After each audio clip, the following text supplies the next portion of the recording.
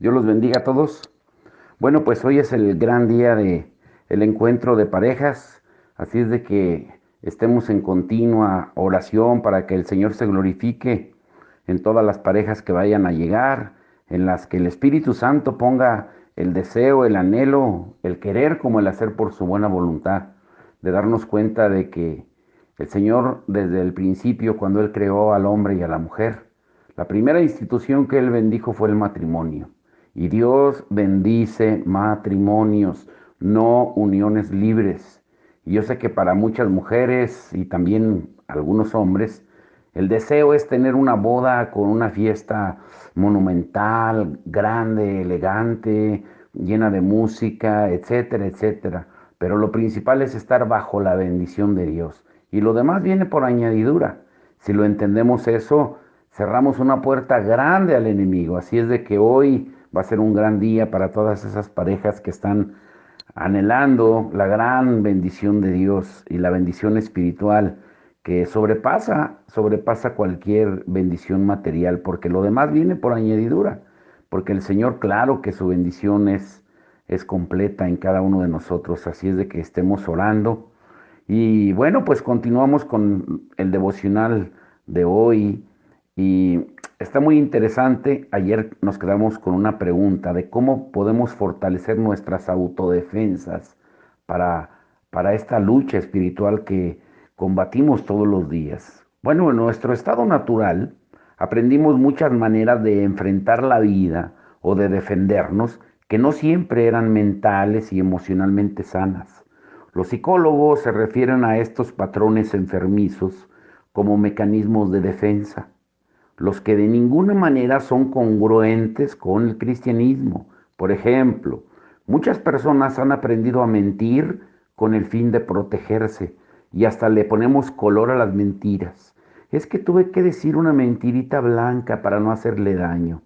Entre otros frecuentes mecanismos de defensa se encuentran, por ejemplo, la negación, que es una negativa consciente o subconsciente a enfrentar la verdad; la fantasía, que es un escape del mundo real; el aislamiento emocional, apartarse para evitar el rechazo; la regresión, retroceder a momentos menos amenazantes; desplazamiento, adueñarse de frustraciones ajenas; proyección, culpar a otros; racionalización, explicaciones para el mal comportamiento. Los mecanismos de defensa son semejantes a lo que Pablo llama fortalezas. Él escribe en 2 de Corintios 10 del 3 al 5, pues aunque andamos en la carne, no militamos según la carne, porque las armas de nuestra milicia no son carnales, sino poderosas en Dios para la destrucción de fortalezas, derribando argumentos y toda altivez que se levanta contra el conocimiento de Dios, y llevando cautivo todo pensamiento a la obediencia a Cristo. Las fortalezas literalmente son plazas fuertes, son patrones carnales de pensamiento que fueron programados en tu mente cuando aprendiste a vivir tu vida independientemente de Dios. Pero cuando te convertiste, nadie presionó la tecla de borrar. No se borraron tus antiguos hábitos carnales en cuanto a patrones de pensamiento. Lo que se aprendió hay que desaprenderlo. Si has sido educado mal, puedes reeducado o puedes ser reeducado. Si creíste en la mentira, puedes renunciar a esa mentira y decidir creer la verdad. Se puede reprogramar tu mente. El arrepentimiento es eso, es un cambio de mente, un cambio de mentalidad. Somos transformados por la renovación de nuestra mente. Podemos ser transformados porque tenemos la mente de Cristo en nosotros y el Espíritu Santo nos guiará a toda verdad. Pero el sistema mundano en que fuimos creados son los únicos enemigos de nuestra santificación, porque aunque somos nuevas criaturas en Cristo, todavía combatimos contra el mundo, la carne y el diablo. Ahora, ¿cuáles son las maquinaciones de Satanás? No pienses que a Satanás ya no le interesa manipular tu mente para lograr sus propósitos. El objetivo de Satanás es perpetuo mientras tú y yo vivamos en este mundo, y es infiltrar sus pensamientos con los tuyos y promover su mentira por encima de la verdad de Dios. Satanás sabe que si puede controlar tus pensamientos, puede controlar tu vida. Y por eso Pablo sigue en presente continuo diciendo en 2 Corintios 10:5, llevando presente, cautivo todo pensamiento a la obediencia a Cristo. En este pasaje, la palabra pensamiento es la palabra griega noema. Y para comprenderla mejor, es útil ver cómo Pablo usa esta palabra en otros lugares de su carta a los Corintios. Por ejemplo, Pablo ordena a la iglesia que después de ejercer la disciplina, perdonen. Dice en 2 10 y 11, y al que vosotros perdonáis, yo también, porque también yo lo he perdonado. Si algo he perdonado, por vosotros lo he hecho en presencia de Cristo, para que Satanás no gane ventaja alguna sobre vosotros, pues no ignoramos sus maquinaciones, noema. Maquinaciones viene de la misma raíz, noema. Satanás aprovecha la ventaja de los que no perdonan. Escúchenlo bien. Ahora,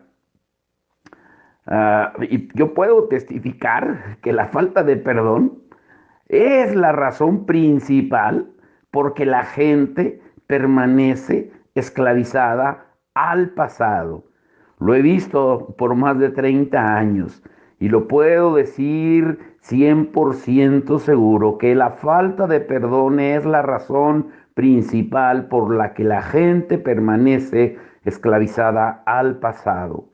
Y en cuanto a la evangelización, Pablo escribe en 2 Corintios 4, del 3 al 4, pero si nuestro evangelio está aún encubierto, entre los que se pierden está encubierto, en los cuales el Dios de este siglo cegó el entendimiento, noema, de los incrédulos, para que no les resplandezca la luz del Evangelio de la gloria de Cristo, el cual es la imagen de Dios. ¿Cómo vamos a alcanzar este mundo para Cristo si Satanás ha cegado el entendimiento de los incrédulos? La respuesta es la oración, porque Pablo escribe en 2 Corintios 11:3, pero temo que como la serpiente en su astucia engañó a Eva, vuestros sentidos, noema, sean de alguna manera extraviados de la sincera fidelidad a Cristo. Ahora escuche muy bien. Cuando le preguntamos a alguien, por ejemplo, ¿cuál es tu problema? José, por poner un nombre. Bueno, pues cuando me siento a estudiar, me comienza a dar comezón en todo el cuerpo, levanto los brazos involuntariamente, se me enturbia la vista y no puedo concentrarme. Si esto sigue así, seré suspendido de todas mis clases. Ni siquiera logro leer la Biblia. Estoy poniendo el ejemplo de algún estudiante. Bueno, háblame de tu caminar con Dios. Bueno, tengo un andar muy íntimo con Dios. ¿Qué quieres decir con eso? Que cuando salgo de clases al mediodía le pido a Dios que me dirija a dónde debo comer. Normalmente me viene a la cabeza un pensamiento como Burger King, un restaurante de comida rápida. Entonces le pregunto, ¿qué es lo que debo comer? Si me viene al pensamiento de pedir una hamburguesa, eso pido. ¿Y qué de tu asistencia a la iglesia? Escuchen bien, estoy poniendo el ejemplo de alguien que supuestamente se deja guiar por Dios, pero está engañado en su entendimiento. ¿Y qué de tu asistencia a la iglesia? Bueno, voy todos los domingos donde Dios quiere que yo vaya. Los últimos 3 domingos Dios me ha dicho que vaya a la iglesia de los mormones. O sea, este ejemplo de José, que quería sinceramente hacer la voluntad de Dios, pero estaba siendo engañado. Dios no lo estaba dirigiendo hacia una iglesia mormona. Y Dios también es un excelente especialista en nutrición, como para sugerirle siempre que coma hamburguesas. José estaba escuchando sus propios pensamientos subjetivos como si fueran la voz de Dios, en lugar de estar llevando cautivo todo pensamiento a la obediencia de Cristo. Como dice Pablo en 2 Corintios 10:5, al hacer esto, le había abierto la puerta a la actividad de Satanás en su vida y con el resultado sus estudios teológicos estaban siendo saboteados. Los pensamientos engañosos lo habían convencido de que Dios lo estaba preparando para ser uno de los profetas mencionados en Apocalipsis. Hacia ese engaño muchas veces llega el enemigo a hacerte creer que tú eres un profeta y que lo que tú hablas se va a cumplir solamente porque lo dices. O sea, Satanás te lleva hasta un extremo de tratar de convencerte a ti mismo de que tú eres un instrumento usado por Dios, pero nada más lejos de la realidad, porque si lo que Dios pone en tu pensamiento no está apegado a la escritura, no está avalado por la palabra de Dios, cuidado, ten mucho cuidado. Las escrituras enseñan claramente que Satanás tiene poder para colocar ideas en nuestra mente.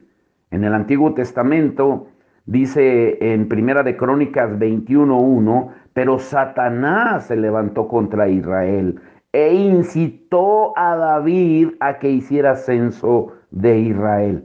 Ahora, ¿qué hay de malo en un censo?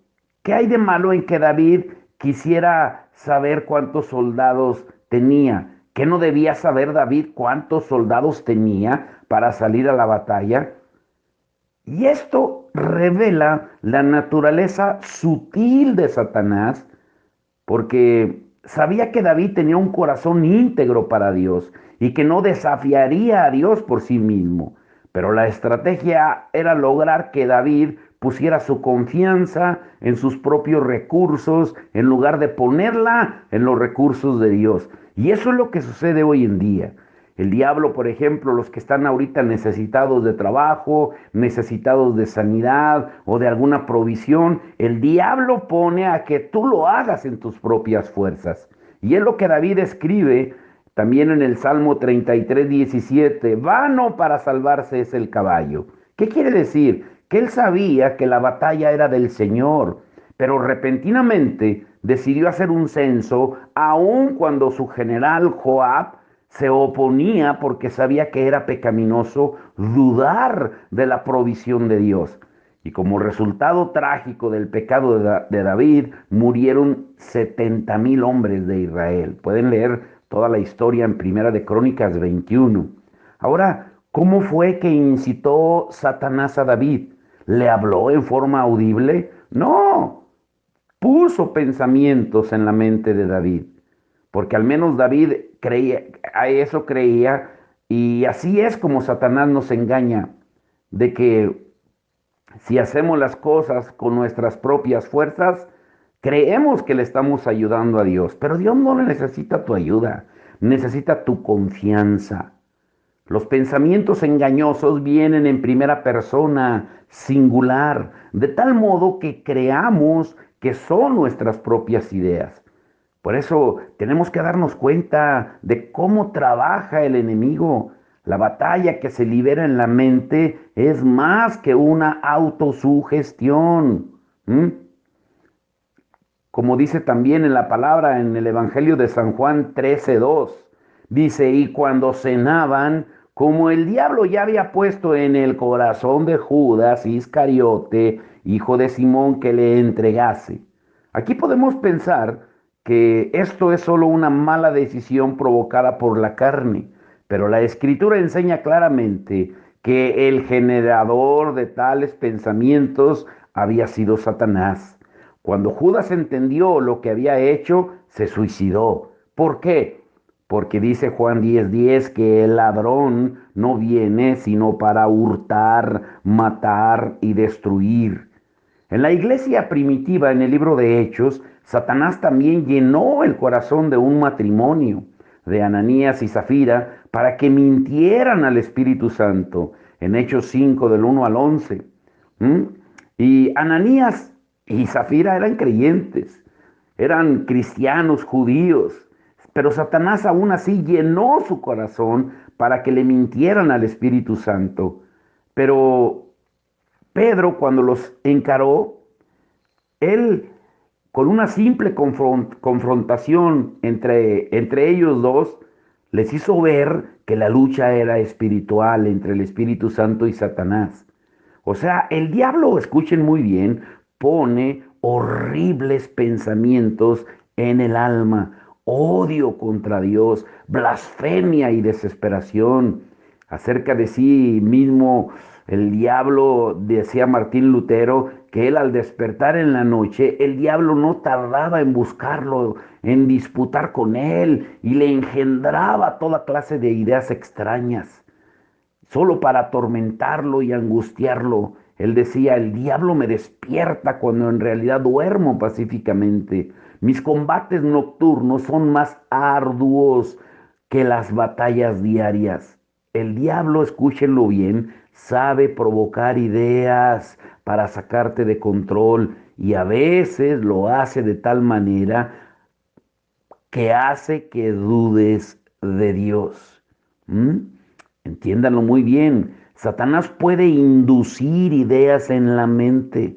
Las voces en la mente no son raras blasfemias, escarnecedoras, accesos de tentación para revolcarse en fantasías y conductas viles, líneas de incredulidad. No, la guerra espiritual clásica es en tu mente procedente de malos pensamientos.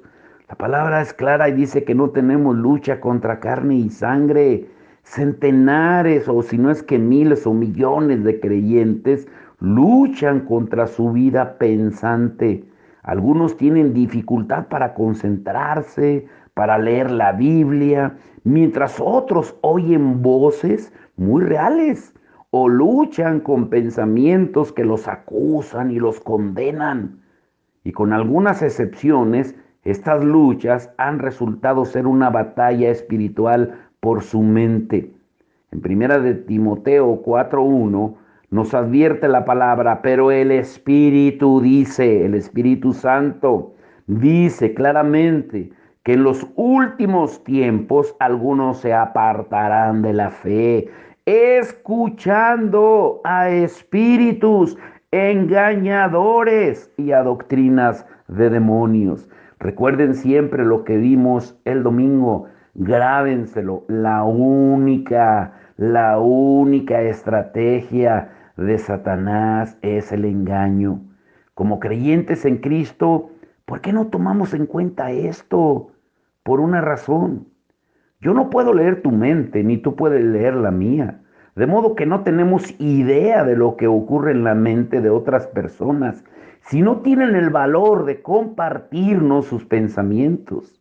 Muchos no lo harán porque nuestra sociedad asume que esas personas están mentalmente enfermas y por lo tanto contarán sus experiencias negativas, pero solo con la persona adecuada se atreverán a expresar lo que les ocurre internamente. Ahora, la pregunta es, ¿están mentalmente enfermos o se desarrolla una batalla por su alma? Si ignoramos las artimañas de Satanás, solo podemos llegar a la conclusión de que todo problema en la mente debe ser un desequilibrio químico o un patrón de la carne. Los psicólogos y psiquiatras atienden diariamente a los pacientes que oyen voces y el desequilibrio químico que tienen. Ese es el diagnóstico normal que les dan. Pero nuestro sistema puede sufrir tanto de desequilibrios químicos y problemas hormonales, pero también es necesario hacernos otras preguntas como ¿puede un producto químico producir un pensamiento personal? ¿O pueden nuestros neurotransmisores dispararse involuntariamente al azar de tal modo que generen pensamientos opuestos a nuestras ideas? ¿Existe una explicación natural? Tenemos que permanecer abiertos a todas las explicaciones y las respuestas legítimas, Pero no creo que vamos a tener una respuesta total a menos que tomemos en cuenta la realidad del mundo espiritual. Cuando las personas dicen que oyen voces, ¿qué oyen en realidad? El único modo de oír con nuestros oídos físicos es tener una fuente de sonido. Las ondas sonoras se mueven desde una fuente por medio del aire y golpean nuestros tímpanos, los que envían una señal al cerebro. Así es como oímos físicamente. Pero las voces que algunas personas oyen o los pensamientos contra los cuales luchan no vienen de ese tipo de fuente porque los otros a su alrededor no los oyen, sino solo ellos. De igual manera, cuando las personas dicen que ven cosas que otros no ven, ¿qué es lo que realmente ven? La única forma natural de ver es tener una fuente de luz que produzca un reflejo en nuestros ojos y envíe una señal al cerebro. Satanás y sus demonios son seres espirituales, no tienen sustancia material, de modo que no podemos verlos a ellos ni a otros seres espirituales con nuestros ojos naturales, ni oírlos con nuestros oídos naturales. Efesios 6:12 dice, porque no tenemos lucha contra sangre y carne, sino contra principados, contra potestades, contra los gobernadores de las tinieblas de este siglo, contra las huestes espirituales de maldad en las regiones celestes. Y aquí viene una parte muy importante que a veces causa mucha confusión aún entre los creyentes maduros. Tenemos que saber diferenciar entre el cerebro y la mente.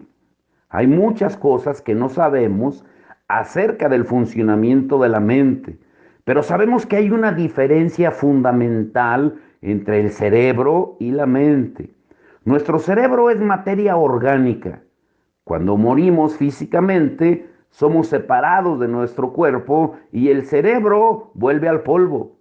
En ese momento estaremos ausentes de nuestro cuerpo y presentes con el Señor, pero no estaremos sin mente, porque la mente es parte del alma. O sea, vas a seguir teniendo pensamientos. Voy a usar una analogía para que traten de entender y para tratar de explicar. Por ejemplo, nuestra capacidad de pensar es similar a la forma en que funciona una computadora. Ambos tienen dos componentes separados. Uno es el que se conoce como el hardware o el disco duro, que vendría siendo como el cerebro, la parte física. El otro es el software, que viene siendo la programación que le meten los programas, que viene siendo la mente, que programas en el disco duro, perdón. Y dado que el software no es físico, si se separa del disco duro, pues sigue pensando igual porque es el programa. Asimismo, si el espíritu se aparta del cuerpo, sigue con el mismo peso. La computadora sin el programa, sin el software, de nada vale, pero tampoco va a funcionar el software si se apaga el disco duro. Nuestra sociedad supone que si algo no funciona bien entre las dos orejas, pues tiene que ser un problema del hardware o del disco duro. Por el contrario, el problema principal eh, no es el disco duro, el problema principal es el software, el programa. Si una persona tiene algún tipo de síndrome orgánico cerebral, como el mal del Alzheimer o un mal congénito como el síndrome de Down, el cerebro no funciona bien y hay poco que se puede hacer al respecto. En Romanos 12, del 1 al 2, dice que debemos ofrecer nuestros cuerpos a Dios, lo que incluye nuestro cerebro, y ser transformados por medio de la renovación de nuestro entendimiento. Cuando nos dormimos o cuando quedamos en coma o alguien queda en coma, el cerebro físico sigue funcionando, pero no están los dedos sobre el teclado. O sea, sigues mentalmente activo y pulsando las teclas de tu mente. No estás durmiendo. Te duermes cuando dejas de pensar, pero mientras duermes, tu cerebro seguirá funcionando y dará acceso a lo que haya en tu mente. Para ilustrar, mm, considera el contenido de tus sueños. Principalmente, no se relaciona con personas que conoces, cosas que has visto o lugares donde has estado. O sea, las historias de tus sueños pueden ser creativas, pero las personas y lugares ya han sido programados en tu memoria. Por ejemplo, un niño ve una película de terror en la noche y se va a dormir y tiene una pesadilla. Bueno, pues es posible que lo que va a aparecer en su sueño, en su pesadilla, pues sean los mismos personajes de la película. Pero cuando alguien tiene pesadillas que no se pueden atribuir a alguien que previamente haya visto u oído, entonces ahí el sueño es demoníaco. Cuando llevamos a una persona a través de los pasos hacia la liberación en Cristo, ese tipo de pesadillas deben terminar. ¿Por qué?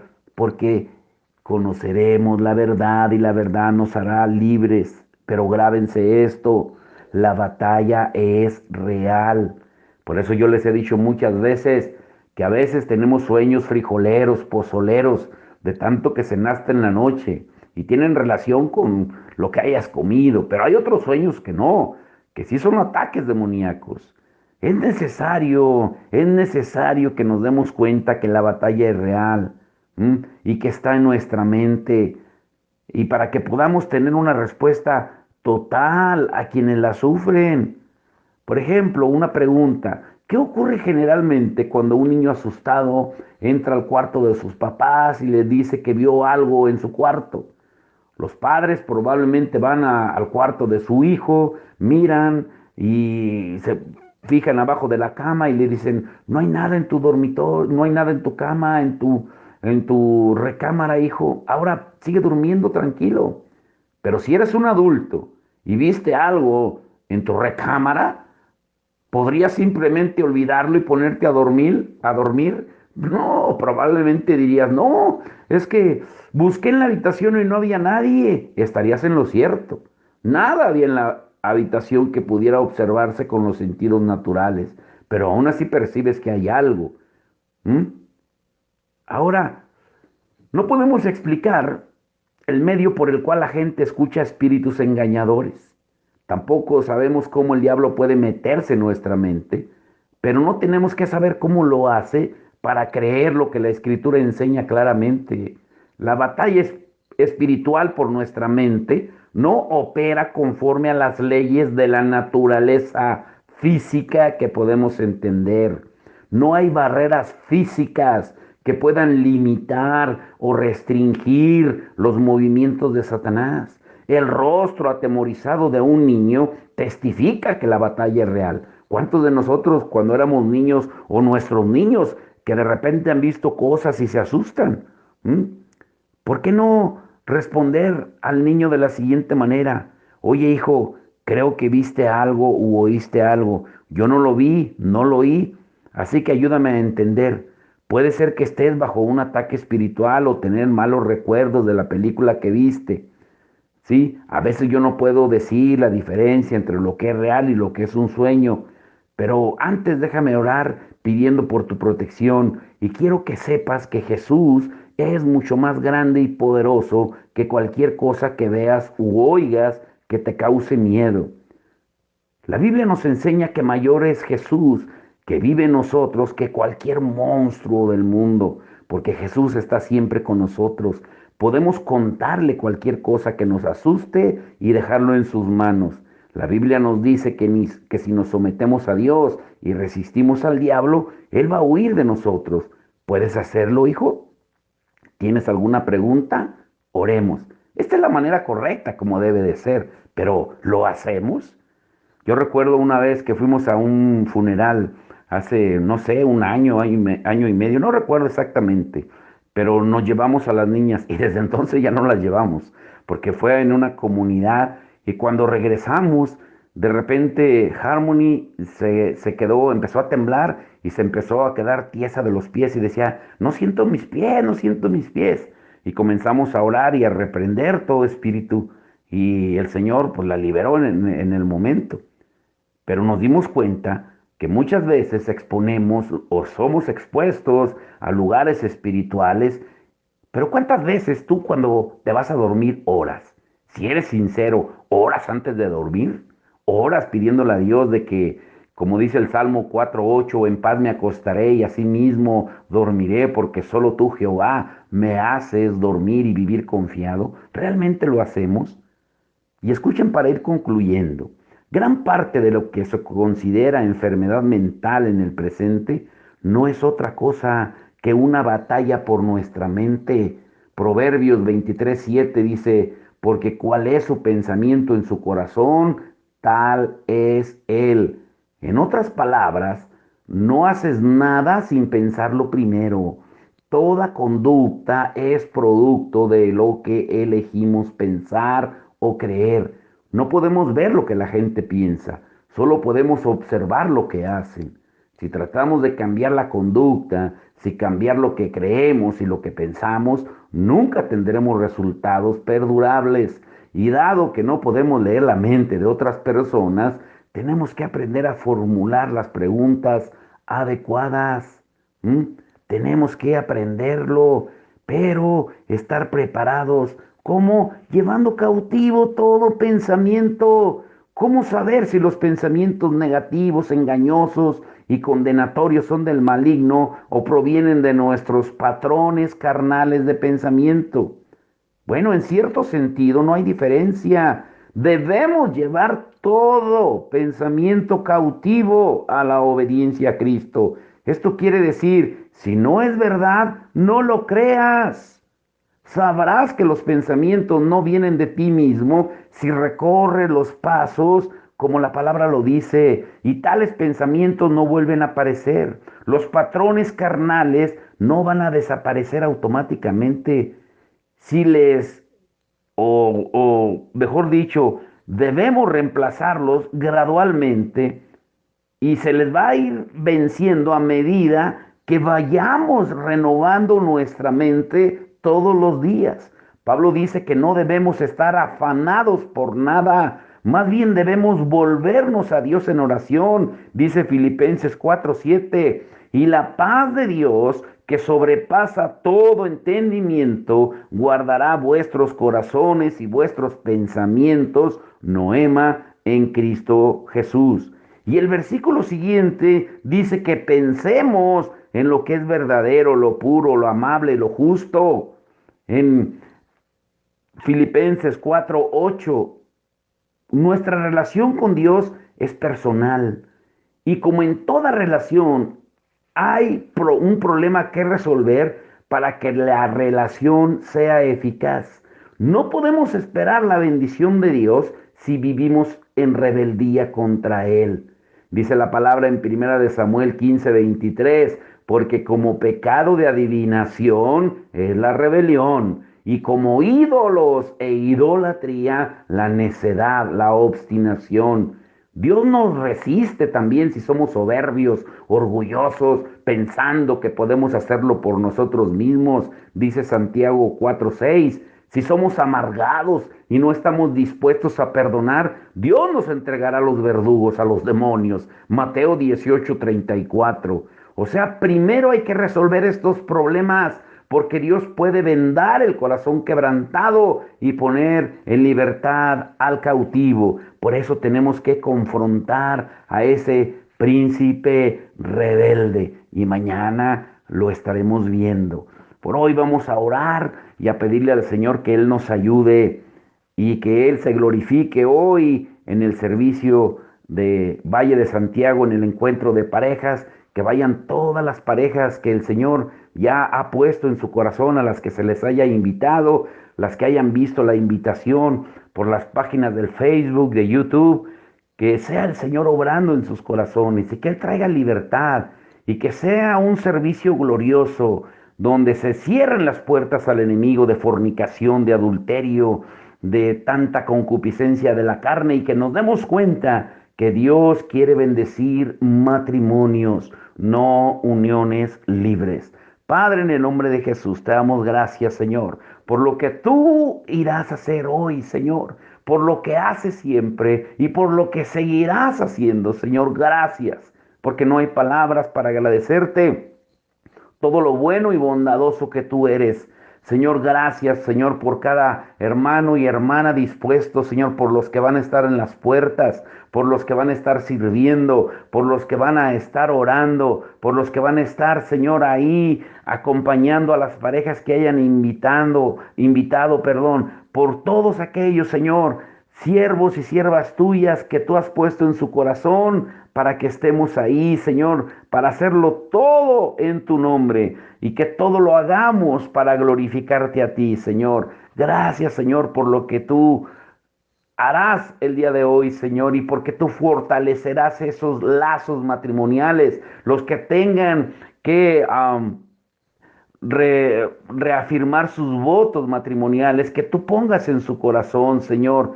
Señor, gracias, Señor, por las parejas que tú vas a poner en el corazón para que ellos honren a la esposa, porque el deseo de cada esposa es un día vestir ese vestido de boda donde el marido la lleve al altar y donde caminen bajo la bendición tuya, Señor, porque ese fue el propósito tuyo, porque desde el principio tú lo dijiste, no es bueno que el hombre esté solo, por lo tanto le haré ayuda idónea. La mujer fue una ayuda idónea que tú creaste para el hombre, para que no estuviera solo, para que fuera un complemento, para que fuera la mitad perfecta que el hombre necesita y para que fueran una sola carne en el matrimonio. Señor, ábrenos la luz de nuestro entendimiento para poderlo entender y aplicarlo en el día de hoy y que tú te glorifiques en todo y quita todo obstáculo, toda barrera, Señor, en el nombre de Jesús. Y ese lugar ahí en la calle central número 74 en Valle de Santiago, Señor, que seas tú, Señor, en la colonia La Loma, llenando de ángeles, Señor, para que tú te glorifiques en todo, Padre. Te lo rogamos en el nombre de Jesús. Amén y amén.